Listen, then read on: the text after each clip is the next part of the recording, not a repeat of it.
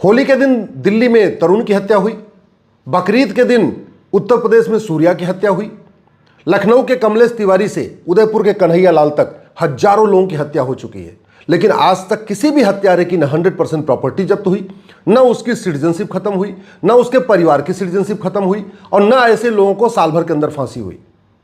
यह हत्या भारत में होती है क्योंकि हमारा कानून घटिया है, हमारी व्यवस्था सड़ी हुई है, लोग मन में खौफ नहीं है। और केवल इनकाउंटर करना यह इसका परमानेंट सोल्यूशन नहीं है। परमानेंट सोल्यूशन कुछ और है जिसके ऊपर चर्चा ही नहीं हो रही है। याद रखिए, जहां भी मदरसा है वहां अशांति है। और मैं पूछ रहा हूं कि जब मुगल चले गए तो फिर भारत में मदरसा क्यों चल रहा है? जब अंग्रेज चले गए तो यहां उनका कॉन्वेंट मॉन्टेसरी क्यों चल रहा है?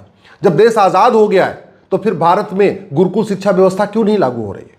इस देश का विभाजन मजहब के आधार पर हुआ था, फिर मजहब के आधार पर यह minority commission, minority film ministry क्यों चल रही है? ये मजहब के आधार पे आयोग मंत्रालय क्यों चल रहा है? मजहब के आधार पे वक्फ बोर्ड, वक्फ ट्रिब्यूनल क्यों चल रहा है? मजहब के आधार पे लोन वजीफा क्यों दिया जा रहा है? अगर वास्तव में देश को सुरक्षित बनाना है तो सबसे पहले ये मजहब के आधार पे नियम कानून, आयोग मंत्रालय, बोर्ड ट्रिब्यूनल, लोन वजीफा, स्कूल कॉलेज यूनिवर्सिटी सब बंद करना पड़ेगा, तब जाके देश सुरक्षित होगा। ये वक्फ एक्ट आज भी चला जा रहा है, जबकि मजहब के आधार पर विभाजन हुआ था। आज भी राइट टू एजुकेशन को राइट टू इक्वल एजुकेशन नहीं किया गया। जरूरत है भारत में समान शिक्षा लागू करने की। One nation one education board, one nation one syllabus, one nation one curriculum. और एक बात और याद रखिए, अवांछित संतानें हमेशा अवांछित कार्य करती हैं। ये जो 14-14 बच्चे पैदा हो रहे हैं ना, ये 12-12 बच्चे पैदा हो रहे हैं, ये अवांछित संतानें हैं। ये समाज में अवांछित काम करेंगी, चोरी करेंगी, लूट करेंगी, झपटमारी करेंगी, चाकू मारेंगी, घर लूटेंगी, कुछ न कुछ करती रहेंगी। इसलिए अब समय आ चुका है कि देश को सुरक्षित बनाने के लिए हम दो हमारे दो नहीं तो हम दो हमारे तीन सही, लेकिन तत्काल जनसंख्या नियंत्रण कानून बनाया जाए। जब तक शिक्षा में संस्कार नहीं होगा, कानून का खौफ नहीं होगा, तब तक देश सुरक्षित नहीं होगा। और कानून का खौफ तब होगा जब ये घटिया पुलिस एक्ट बदलेगा, भारत में एक यूनिफॉर्म पुलिस कोड लागू होगा और एक पुलिस चार्टर लागू होगा। 1 घंटे के अंदर FIR और 1 महीने के अंदर जांच पूरी। और वो किसी एक राज्य में नहीं, पूरे देश में करना पड़ेगा। इसलिए one nation one police code और one nation one police charter लागू करना पड़ेगा। अगर देश को सुरक्षित बनाना है तो जो इस तरीके की हत्याएं हो रही हैं, इनको अनलॉफुल एक्टिविटी डिक्लेयर करना पड़ेगा। 1967 का जो UAPA एक्ट है, इसको बदलना पड़ेगा। इसमें लव जिहाद, लैंड जिहाद, धर्मांतरण, घुसपैठ, इन सब को अनलॉफुल एक्टिविटी डिक्लेयर करना पड़ेगा। अगर वास्तव में देश को सुरक्षित बनाना है तो ये 1980 में बना हुआ नेशनल सिक्योरिटी एक्ट बदलना पड़ेगा। लव जिहाद, लैंड जिहाद, घुसपैठ, धर्मांतरण को नेशनल सिक्योरिटी के लिए खतरा घोषित करना पड़ेगा। अगर देश को सुरक्षित बनाना है तो ये जो दुनिया भर के घटिया कानूनों का मकड़जाल बना हुआ है, उस मकड़जाल को खत्म करके one nation one penal code बनाना पड़ेगा। झूठ को गंभीर अपराध घोषित करना पड़ेगा। ये अपराधी इसलिए मुकदमा इसलिए लंबा चलता है क्योंकि ये झूठे गवाह खड़े कर देते हैं, तो झूठी गवाही को जघन्य अपराध घोषित करना पड़ेगा। झूठे एफिडेविट को जघन्य अपराध घोषित करना पड़ेगा।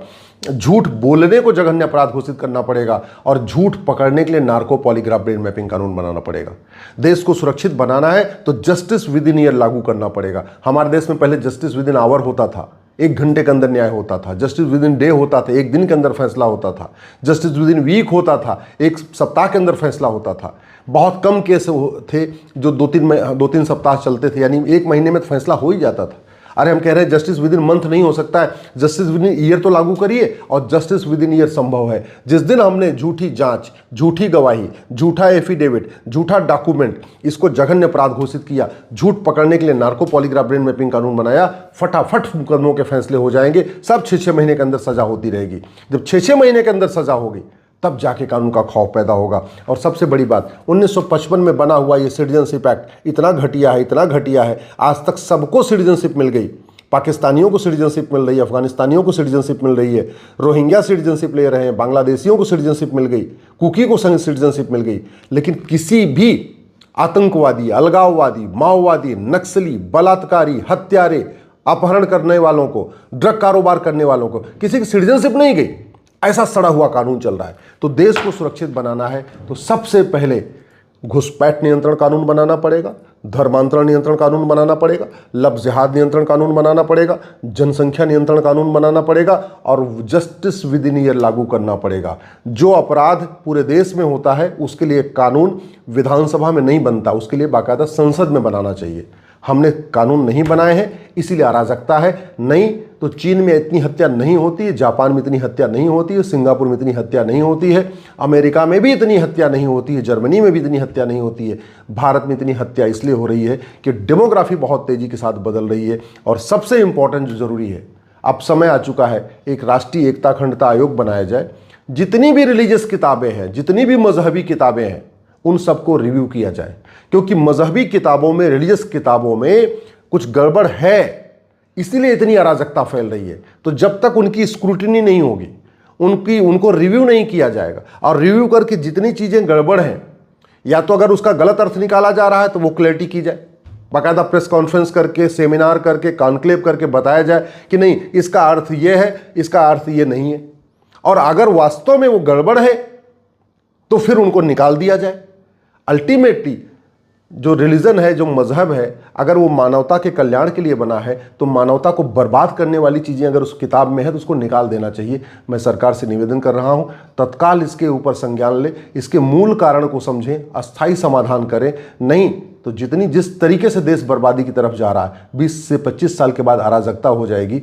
1990 में कश्मीर में नरसंहार हुआ था, आज तक उसके बाद हजारों लोगों का नरसंहार हो चुका है, लेकिन किसी एक भी हत्यारे की न 100% प्रॉपर्टी जब्त हुई, न उसकी सिटीजनशिप खत्म हुई, न उसको साल भर में फांसी हुई।